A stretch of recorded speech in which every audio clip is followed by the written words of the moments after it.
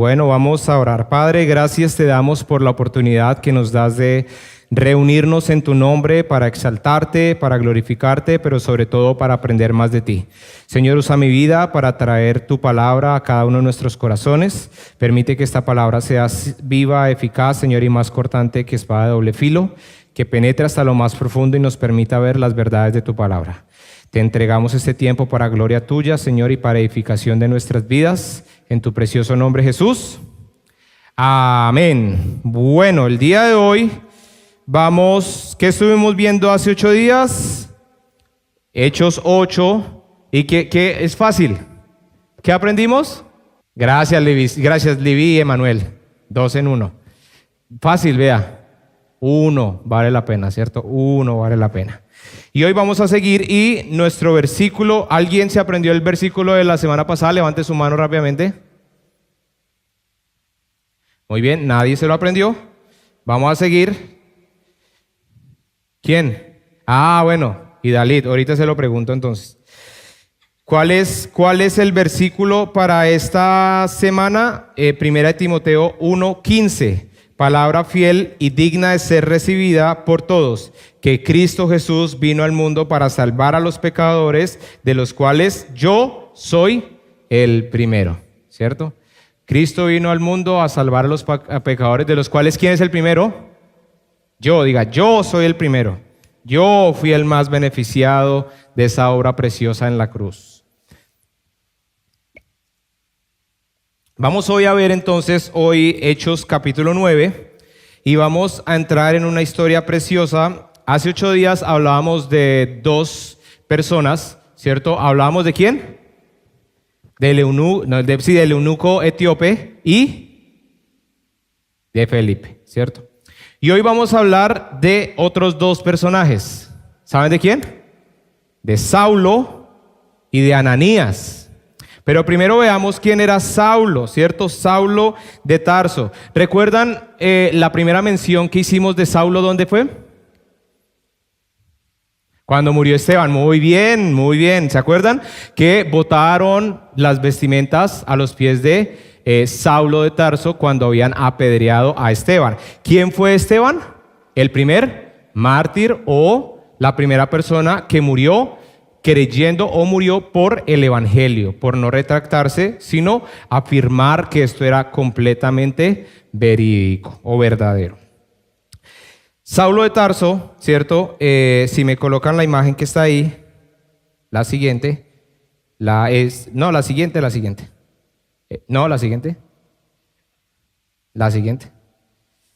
Esa es, Saulo de Tarso. ¿Cierto? Saulo de Tarso, ¿cierto? Era una persona que estaba ciega por un propósito y era acabar con todos los cristianos, o en la palabra de Dios vamos a ver que eran los del camino, ¿cierto?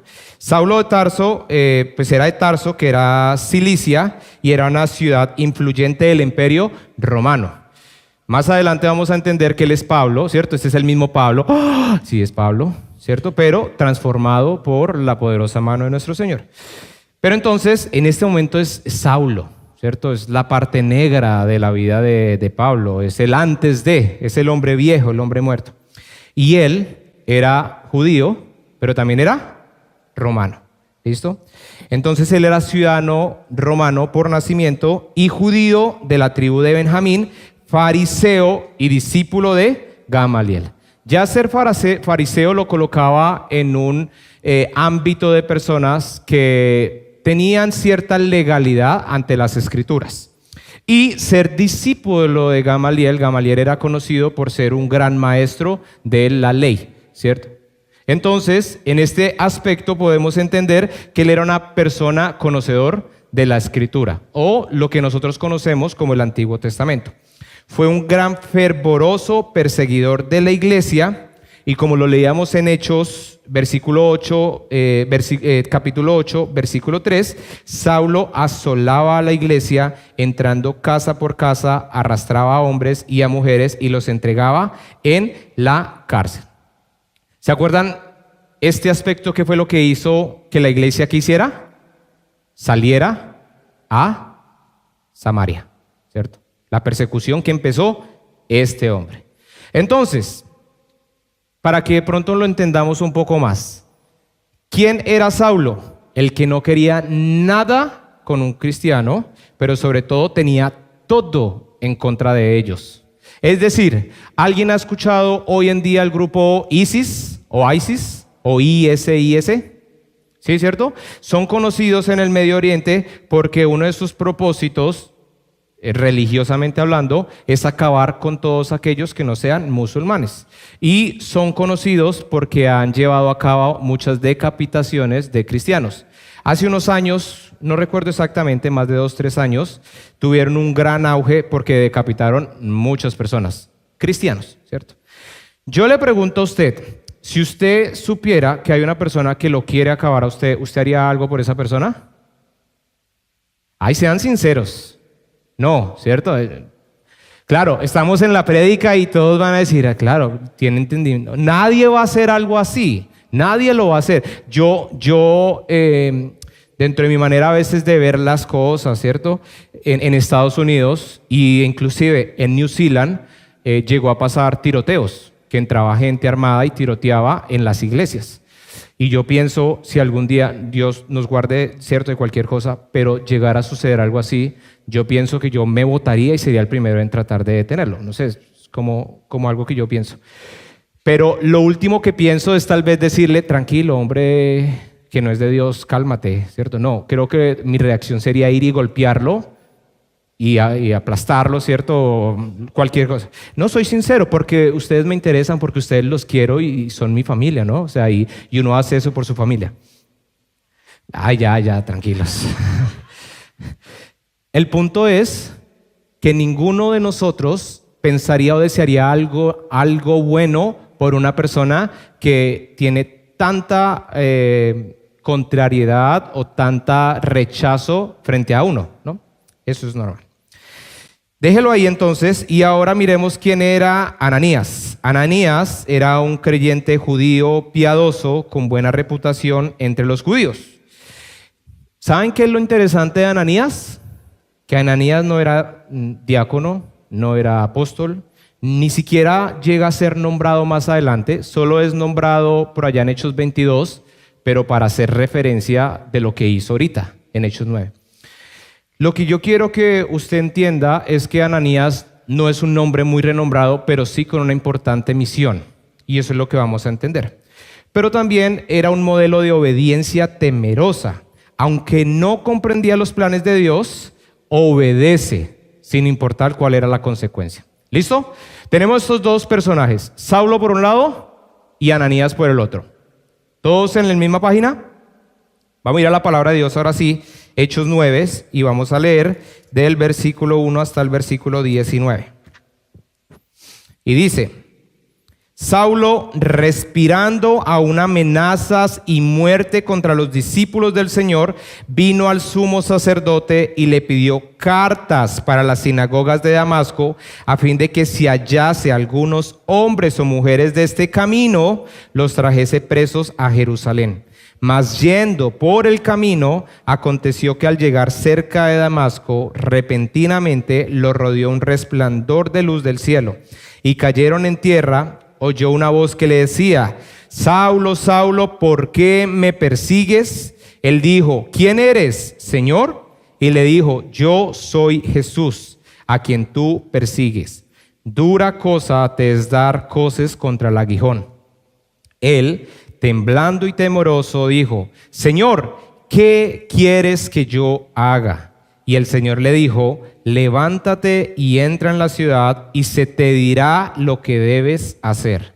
Y los hombres que iban con Saulo se pararon atónitos, oyendo a la verdad la voz, mas sin ver a nadie. Entonces Saulo se levantó de tierra y abriendo los ojos no veía a nadie.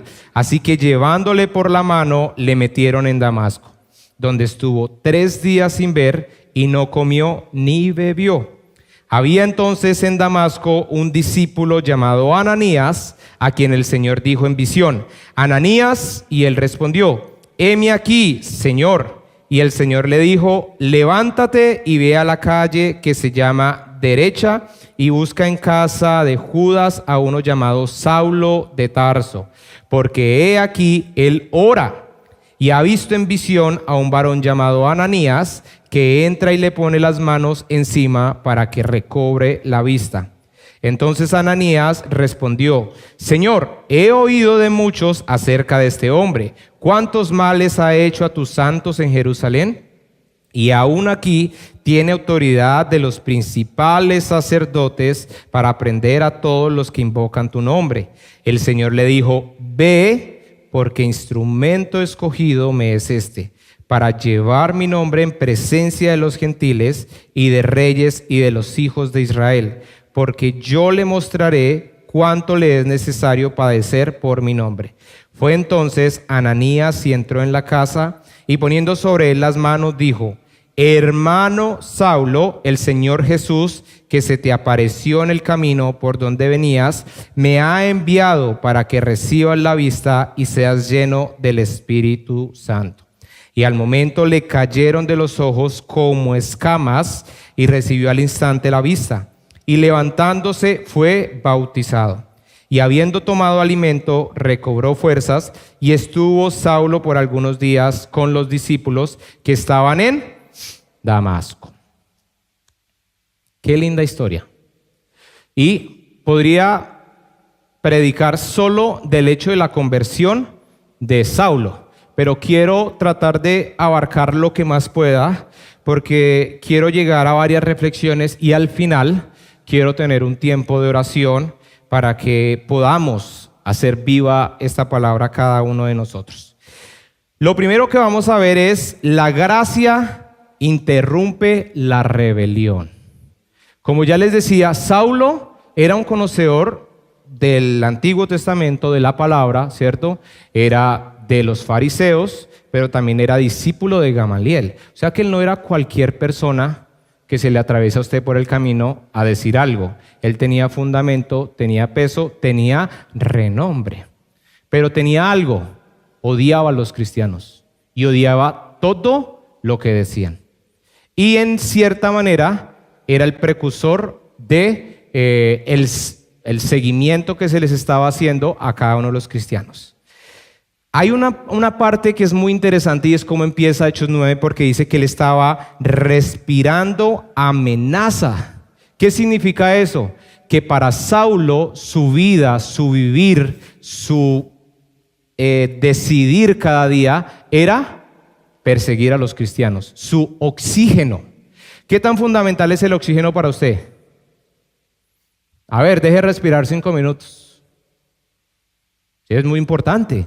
Y si era una persona que respiraba amenazas, significa que estaba completamente concentrado en un propósito, y era acabar con los cristianos.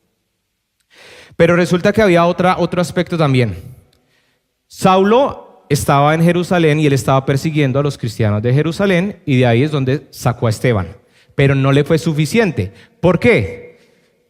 A raíz de lo que él hizo, o los seguimientos que estaba haciendo a las personas, ¿qué hicieron las personas? ¿Recuerdan? Hechos 8, empezaron a salir.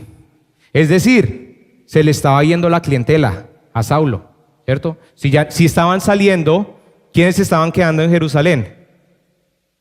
Pocos, los apóstoles, sabíamos que se habían quedado. Pero ¿qué hizo él? Fue y pidió cartas, y las cartas representaban autoridad. Es decir, le dijo: yo quiero acabar con los rebeldes, con los paganos, con los herejes. Quiero acabar con los cristianos. Permítame, déme autoridad para ir a hacerlo.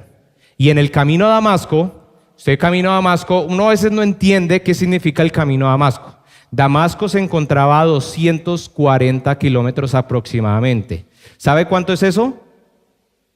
Es lejos. La verdad no lo averigüé, pero debe ser por ahí hasta Banbury, una vaina así. Hasta Basselton. Gracias, Richie. Hasta Basselton, ¿cierto? Y ahora sí, ay, pero son 2 horas, pastor. ¿Qué carros tenían ellos? Algunos dicen que él iba a caballo, pero realmente la Biblia no dice que iban a caballo. Pero así fueran a caballo, les iba a tomar varios días. Era tanto el deseo de acabarlos, que no le importaba. Él quería acabarlos, él quería ir y hacer algo.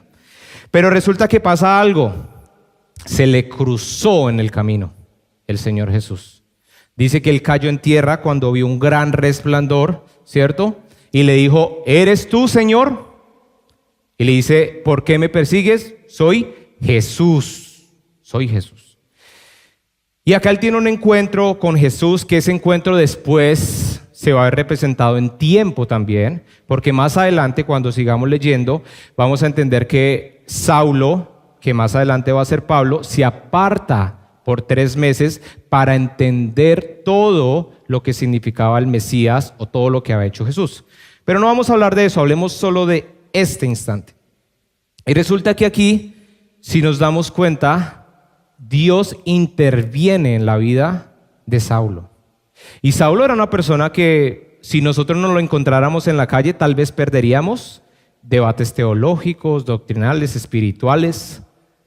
Pero ante Dios nadie puede mantenerse, porque algo que Dios tiene es que es muy bueno para tumbar a aquellos que se creen fuertes y se creen grandes, ¿cierto? Es esa gracia que interrumpe al más fuerte, al que se cree más, al que se exalta.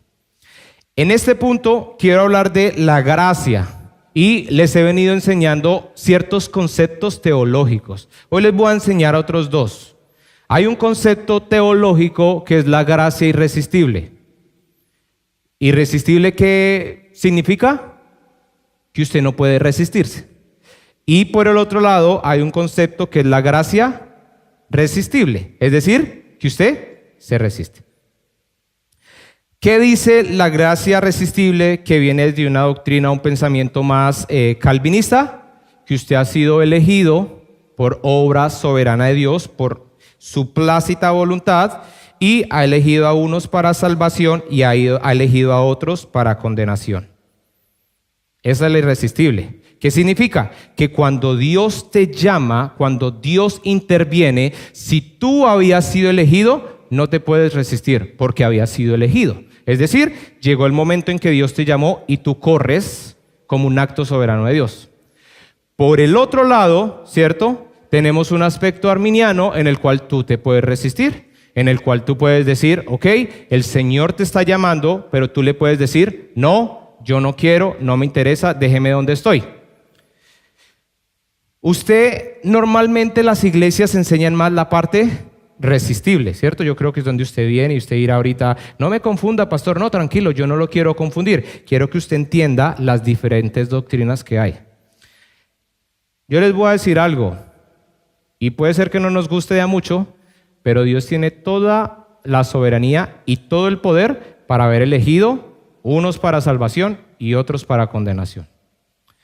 Pero también en un ámbito correcto, mesurado, bíblico, la palabra de Dios en Juan 3:16, 17, dice que los que corren o responden a la salvación son salvos. Pero ¿qué pasa con los que niegan la salvación o niegan a Jesús? Ya han sido condenados porque han rechazado al Hijo de Dios. Lo digo en un aspecto mesurado porque algo que sí debemos entender en un u otro aspecto es la elección de Dios. Dios tiene que intervenir en nuestras vidas para que realmente podamos nacer de nuevo, tener fe para correr a salvación y vida eterna. ¿Listo? Si usted quedó perdido, no se preocupe. Indague en la Biblia y le invito a que el próximo semestre nos acompañe en el curso de liderazgo, donde hablamos de estos temas. Pero ¿por qué yo se lo menciono a usted, cierto?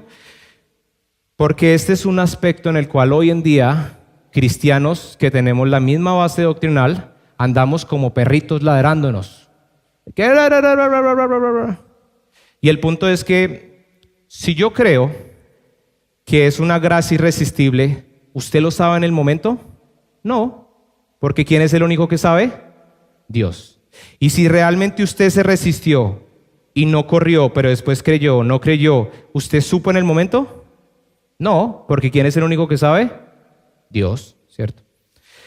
El punto que no puede moverse es que nosotros somos escogidos. y que realmente necesitamos una intervención divina. El hecho de que tú hayas conocido la palabra de Dios es porque Dios quería que tú lo conocieras. Dios intervino en tu vida, Dios te llamó. La palabra de Dios dice que la fe viene por el oír y el oír la palabra de Dios. Saulo no corrió porque iba y dijo, ay, lo que han dicho los cristianos tiene como razón. Me arrepentiré y volveré a Dios. No. ¿Qué hizo el Señor? Se cruzó, lo tumbó. Y vamos a ver que no solo lo tumbó, sino le tuvo una consecuencia para que él pudiera cerrar sus ojos y abrir a la voz del Espíritu, para que pudiera entender realmente. En esto tenemos que entender, ¿cierto?, que Cristo resucitado confronta directamente al pecador. Confronta directamente, te tumba. Y acá muchas veces la gracia, ¿cierto?, queremos que se vea como muy dulce, muy linda. Es siempre la gracia, o entendemos que lo que no es gracia, o sea, lo que como que es malo, eso no es gracia. Porque gracia solo es amor, porque gracia es que a mí me vaya bien. ¿Quién dijo eso? Esto es gracia. ¿Y a ustedes les parece que eso es lindo? Resulta que Saulo va a quedar ciego y va a quedar dependiente de otros. Se humilló. ¿Por sí mismo? No, Dios lo humilló, ¿cierto? Y eso ya lo vamos a ver en un momento. Entonces, ¿qué le pregunta a Jesús? ¿Por qué me persigues? ¿Por qué me persigues? Y vean lo que responde una persona con la intención de realmente buscar a Dios, de agradar a Dios, responder a Dios, como lo quiera plantear. ¿Qué quieres que haga? ¿Qué quieres que haga? Sencillo, ¿no? Ahora, ¿sencillo realmente? Es decir, el Señor te dice, tienes un encuentro con Él y tú lo primero que le dices es, ¿qué quieres que haga? O por el contrario empezamos a sacar todo, ¿no? Ustedes se imaginan a Saúl diciéndole, pero yo soy discípulo de Gamaliel, pero yo soy de los fariseos, pero... ¿Qué le dijo? ¿Qué quieres que haga? Y ahí quiero que usted piense en eso. ¿Cuántas veces usted en la confrontación, usted va sacando todo, ¿no? Empieza a sacar de la mochila todo. Pero pastor, yo soy, yo he sido, yo he vivido, yo he hecho. ¿Pero qué es lo que quiere escuchar Dios? ¿Qué quieres que haga? ¿Por qué? Porque la obra interventora de Dios en el hombre es soberanamente de Él. Y cuando Dios interviene en tu vida para llamarte a gracia, salvación, a vida eterna, no tenemos ninguna excusa, porque si quisiéramos excusarnos, no nos iría tan bien, ¿no creen? Porque nuestra balanza de los pecados sería siempre abajo. Aquellos que creen que son buenos, tengo que decirles algo, no somos buenos, porque nosotros ante la ley, los profetas, solo nos mostró una condición, y es que nunca podríamos satisfacer la obra o la voluntad de Dios por nuestras fuerzas. Por eso fue necesaria la intervención de Dios a través de la muerte de su Hijo en la cruz. Entonces, tu oposición a Cristo puede esconder tu verdadero llamado. La conversión es una invasión soberana, no una mejora voluntaria. Y en este aspecto sí que debemos pensar muchas veces, porque queremos que el evangelio sea suave. Pastor, prediquemos suave, la gente debe venir, que esté nada más, que conozca el amor. Pero el amor también se representa en entender mi condición espiritual. ¿De qué serviría que yo tuviera a mi hijo Nathan, ¿cierto?, que tenga 5 años, y que yo sepa que se va a caer y yo le diga, papi, te amo, mi amor, camina, sí, dale. Ay, no, yo te amo, tranquilo, no, date en la jeta contra el planeta. Tranquilo, no hay problema, descalábrate, porque te amo. Es ridículo, ¿cierto? Y no tiene sentido. ¿Usted qué le diría? Nathan, lo jala, te vas a caer. Pero a veces la vida espiritual no queremos que sea así, no queremos que sea, sino queremos que sea, no, papi, tranquilo, te amo, Dios te ama. Sí, Dios te ama, y te ama ¿de qué manera? Y cuando tú entiendes la gracia, lo que Él hizo gratuitamente, tú te enamoras más de Dios, porque no hiciste nada. Es un acto soberano por su voluntad. Entonces, ¿qué cosa podemos ver? Dios no necesita tu permiso para salvarte. Dios, si lo quiere, lo va a hacer y te va a tumbar. El problema de nosotros es que nos gusta complicar las cosas y que nos gusta mentirnos a nosotros mismos y creer que podemos burlarnos de Dios. ¿Y qué dice la palabra de Dios? Que de Dios nadie se puede burlar. Usted me dice, pastor, yo soy el más espiritual. Pastor, yo oro, ayuno, yo le doy a los pobres, a los que no son pobres. Yo del 100% doy el 90% y me quedo con el 10%. Bueno, gloria a Dios. Qué corazón el que tiene. Yo doy el 10% y me quedo con el 90%. Pero, ¿y si es mentira? Se burló de mí, pero de Dios no se puede burlar. La salvación, entonces, no comienza con tu decisión, sino con su intervención. Él te busca a ti. Él ha querido que tú estés aquí. ¿Estás huyendo? Él puede encontrarte donde sea. Yo no voy a la iglesia, no importa. Si Dios quiere buscarte, te va a ir a sacar de donde sea. Punto. ¿Qué es lo que hacemos nosotros a veces? Predicar en las calles. Hemos hecho un par de veces. ¿Qué vamos a hacer ahorita el 22 de noviembre? Vamos a tener un evento a la comunidad. ¿Qué vamos a hacer también? Vamos a ir con una van a llevar mercados a la ciudad. ¿Usted cree que esta no es la oportunidad para que Dios toque la vida de una persona? ¿Para que escuche del evangelio? Claro que sí. Claro que sí. Porque Dios, cuando quiere algo en tu vida, lo va a realizar con un propósito maravilloso.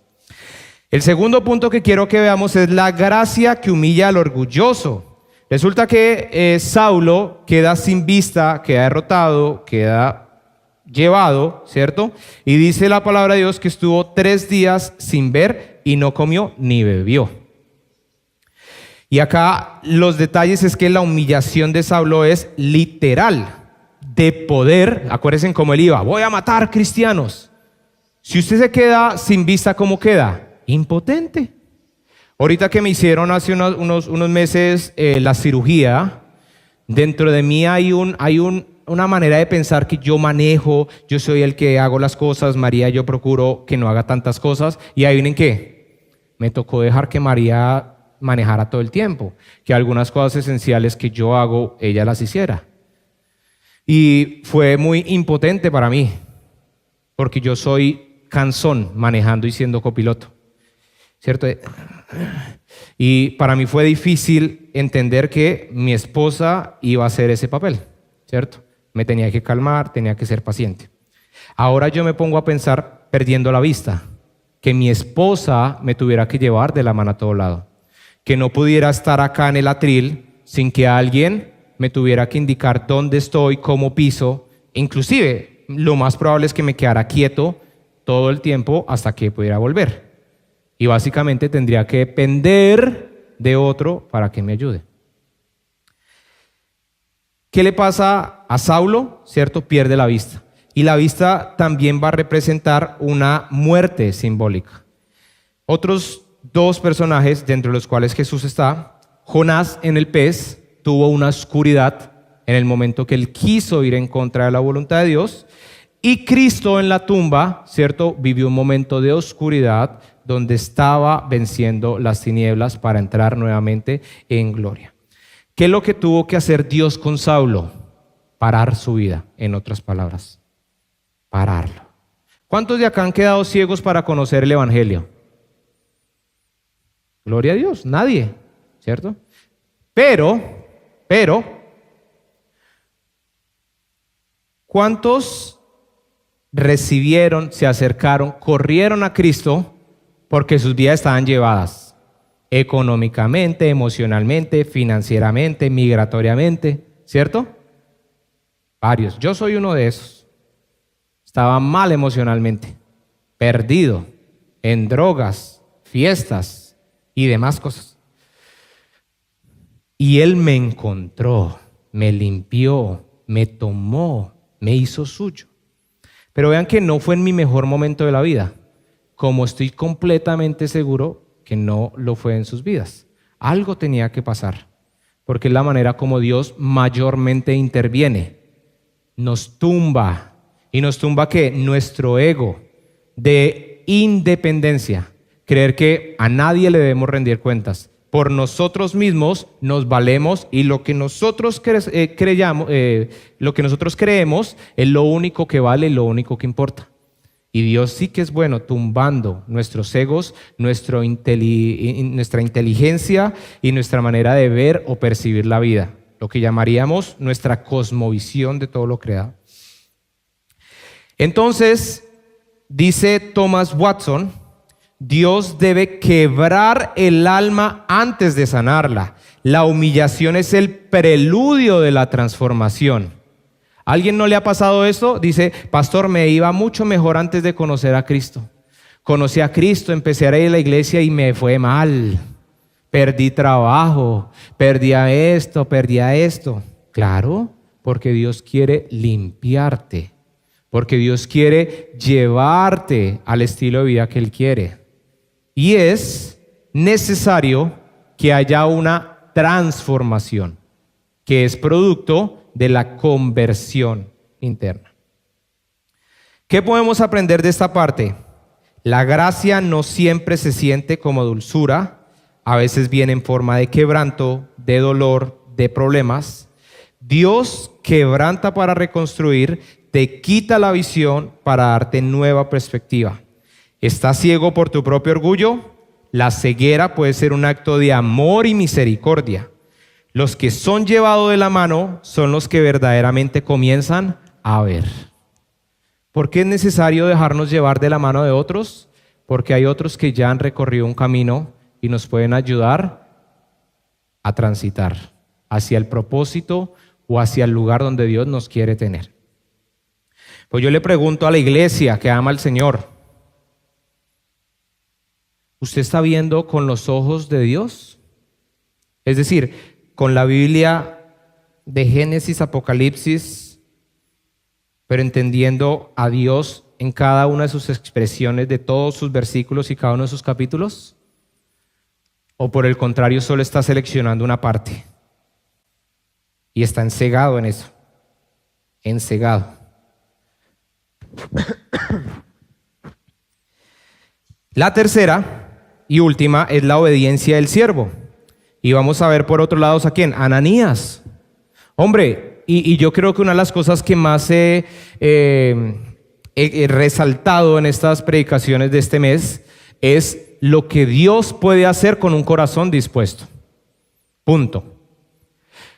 Ananías no era nada cercano a ser un líder. No estaba, yo creo que en ninguno de los apóstoles, de los diáconos, estaba Ananías. Pero ¿para quién estaba Ananías? Para Dios. Aparte porque también ¿dónde estaba? Estaba en la ciudad donde necesitaba a alguien que fuera a orar por Saulo. Era el que estaba más próximo a él. Yo pienso, porque pensar no está mal, y yo a veces digo, yo creo que había otro. Inclusive diría que tal vez otro rechazó. Pero Ananías fue el que Dios escogió también, ¿no? Soberanamente, como sea. Pero el punto es que Ananías fue el hombre que aceptó. Y esto es pesado, porque Ananías era un hombre temeroso de Dios, era un hombre que quería, y Dios se le revela en visión, ¿cierto? Pero ¿qué le dice? Nada más ni nada menos que va a ir a orar por el que está acabando con todo el mundo. ¿Y qué le dice Saulo? ¿Qué le dice Ananías? Le dice, Señor, y ese no es el que está persiguiendo a los cristianos. Y ese no es el que tiene autoridad para acabarlos. ¿En serio tú quieres que yo ore por él? ¿Cierto? ¿Y qué le dice Dios? Dios es sencillo, no discute, le muestra el propósito. Este va a ser especial, fácil, porque va a ir a los gentiles. Y no la va a tener tan fácil. ¿Por qué? El apóstol Pablo más adelante le tocó látigo venteado muchas veces. Le tocó ser juzgado, aprensado, ¿cierto? Encarcelado. Pero eso a usted y a mí no nos debe importar, porque en cierta manera es malo pensar como, uy, pero igual, Dios se vengó. No. Es el llamado y hace parte de. Entonces, ¿qué pasa con Ananías? Obedece a pesar de sus temores. ¿Quiénes tienen temor de lo que Dios les está pidiendo el día de hoy, en estos días, recientemente, cierto? A mí me da temor. A usted no, y le doy gracias a Dios porque usted no tenga temor. Pero la voluntad de Dios a veces es pesada en lo que pide o en lo que uno tiene que empezar a habituarse o inclusive ir más allá de donde uno quisiera estar. Ananías fue así, él tuvo temor. ¿Cuál es la diferencia entre Ananías y muchos de nosotros? Que a Ananías no le importó. Ananías fue, Ananías hizo, Ananías, para concluirlo, obedeció. Sencillo, obedeció. Y algo muy interesante, y es que Ananías va, ora por él, dice después que se le caen como escamas, no eran escamas, como escamas, podía ser pura lagaña, pura picha, no sabemos, pero no podemos tomar literal que eran escamas porque no eran escamas, dice que era algo como escamas, o sea que podía ser lagaña o algo, cualquier cosa. Porque a veces somos literales. Ay, tenía escamas, eso era un pescado. No, algo como escamas, es decir, algo que le cubría el ojo. Podían ser lagañas, no sé. El punto es que él ora y vea qué es lo que hace Saulo. A ver, nuevamente, iglesia, ¿quién era Saulo? Era entendido de la palabra, conocedor, discípulo de Gamaliel, un montón de cosas. ¿Qué hizo Saulo tan pronto recibió la vista y Ananías oró por él? ¿Qué hizo? Hizo de hacer. Se bautizó. Se bautizó. Pongámoslo en nuestro contexto. Uno que dice, yo no necesito bautizarme. Pastor, yo me bauticé hace rato. Eso no va conmigo. No, pastor, es que yo tengo una vida espiritual. A mí todos los que me dicen eso, yo le digo, muéstreme en la Biblia lo que usted me está diciendo. No me lo diga por decírmelo, ¿cierto? Y hasta el día de hoy les tengo que decir que en los casi 12 años de ministerio no ha llegado el primero que me traiga el debate bíblico. Porque sencillamente, pues ¿para qué? Mejor es dejarlo así, yo me quedo con mi convicción, yo soy Saulo, yo soy lo que soy. Bueno, está bien, no es mi vida, es su vida, hágalo. Pero entienda una cosa, el primer acto de obediencia a Dios es el bautizo. Punto. Entonces, ¿cuál era Ananías? Un instrumento escogido. ¿Quién iba a ser Saulo? Un instrumento escogido para llevar mi nombre en presencia de los gentiles, reyes e hijos de Israel. Qué tarea tan complicada, ¿cierto? ¿Qué pasa más adelante entonces? La restauración de Dios viene a ser total, tanto en espíritu, alma y cuerpo, como crea usted que somos conformados. Y Dios transforma a un perseguidor ahora en un predicador. La palabra de Dios dice que al que mucho se le ha perdonado, la palabra de Dios dice que al que mucho se le ha perdonado,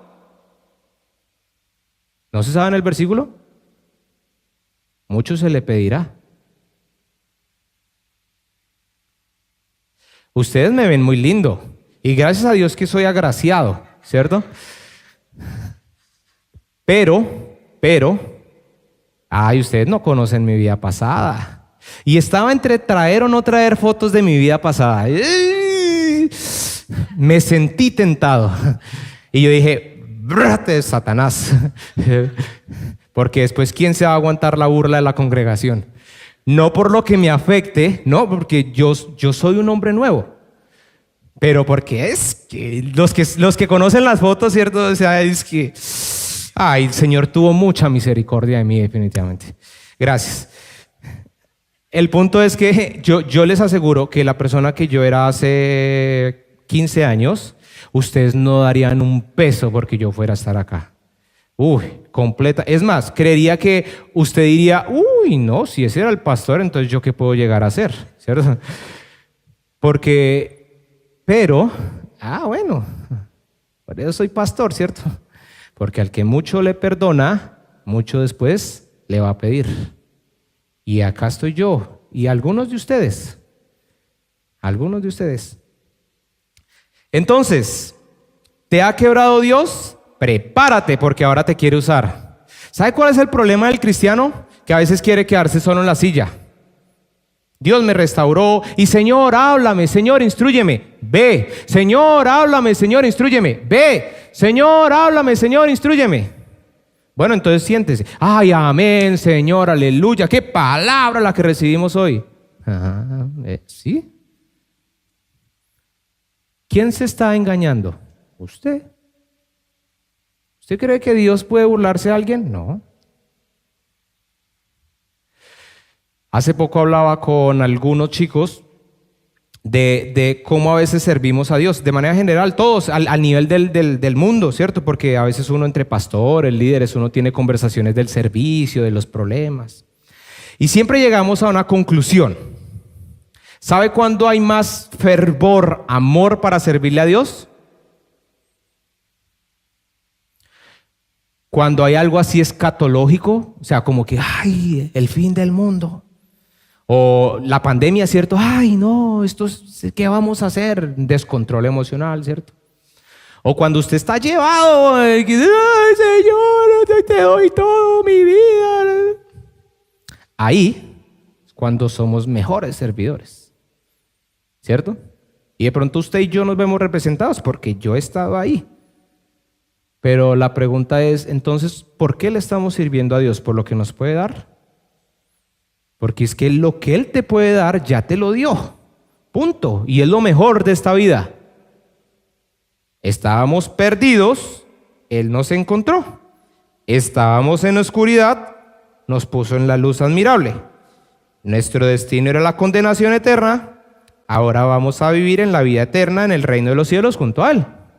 ¿Qué más quiere? Tenemos la certeza de que somos hijos, no solo creación. Se dice, yo soy hijo de Dios. ¿Por qué? Porque mi papá me lo dijo. Bueno, sí. Y en la Biblia dice eso, que porque su papá le declara a usted que usted es hijo de Dios, usted es hijo de Dios. Pastor, mi papá me lo dijo. Bueno, está bien, no le va a pelear. Pero si usted leyera la Biblia, podría entender un poco más. ¿Con qué quiero terminar? Si me colaboran en el piano, quiero compartirte 3 cosas. La gracia que derriba también edifica. La gracia que ciega también ilumina.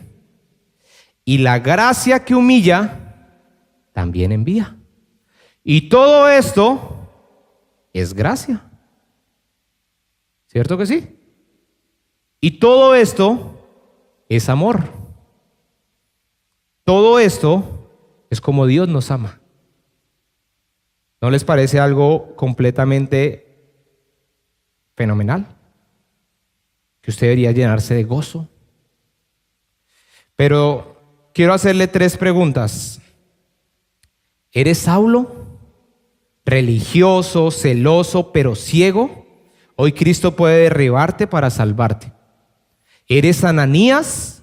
¿Luchas por obedecer con temor?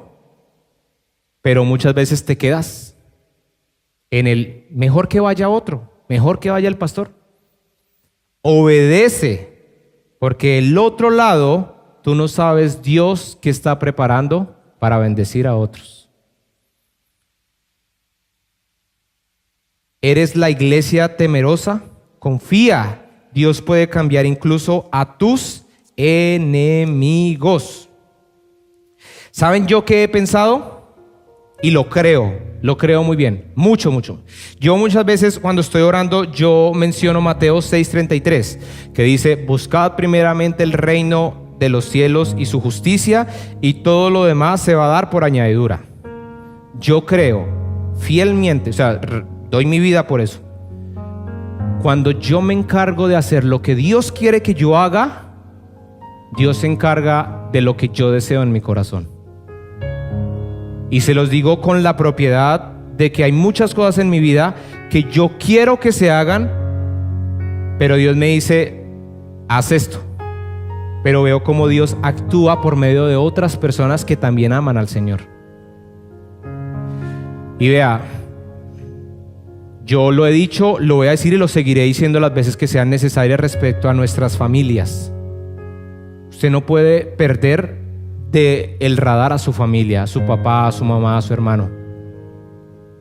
Perdóneme que se lo diga, pero es egoísta de su parte que usted haya compartido un mensaje, una prédica, y usted haya dicho, pastor, ya hice todo.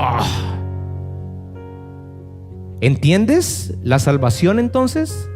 ¿Eso es todo lo que pudiste hacer para que tu familia no fuera a condenación eterna? ¿Eso fue lo que hiciste?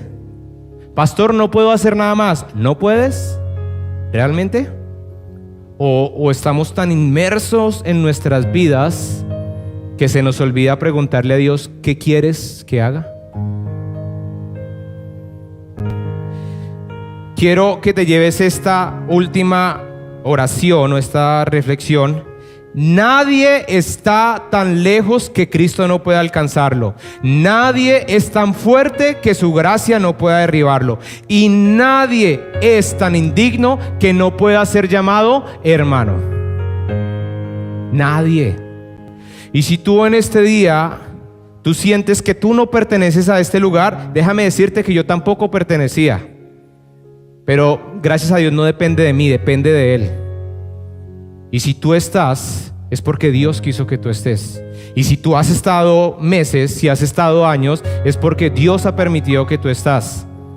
Pero mi pregunta es, ¿cuándo te vas a levantar y a correr en pos de Él? ¿Cuándo vas a confiar en Él? ¿Cuándo vas a aceptar que por tus medios no hay nada que puedas hacer en tu vida? ¿Cuándo vas a entender que solo Dios puede transformarte y puede cambiarte para que puedas ver con claridad? Si Dios tumbó a Saulo, puede tumbarte a ti también para su gloria. Si Dios usó a un Ananías, también puede usarte a ti con un gran propósito. ¿Quién es Saulo en la Biblia, en el Nuevo Testamento? Pablo. ¿Quién es Pablo? Escribió más de la mitad de los libros del Nuevo Testamento. Todos conocen de Pablo, y gracias a Pablo conocemos muchas de las perspectivas de la iglesia. Pero ¿quién conoce a Ananías? ¿Cuándo hablamos de Ananías? Y perdón que lo diga así, pero yo creo que a Ananías no le importaría que estuviéramos hablando de él, porque lo único que le importó en su corazón fue haber obedecido lo que Dios le había dicho, sin importar las consecuencias que podría tener. Vamos a colocarnos de pie y vamos a orar.